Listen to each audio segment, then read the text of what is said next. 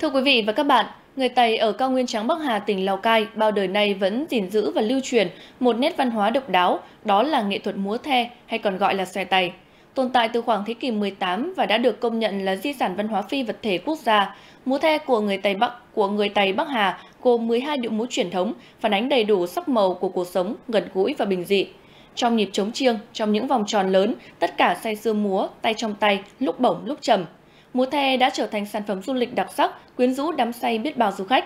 Và những hình ảnh về nghệ thuật múa the cũng sẽ khép lại chương trình Lào Cai ngày mới hôm nay. Hẹn gặp lại quý vị và các bạn trong các chương trình sau.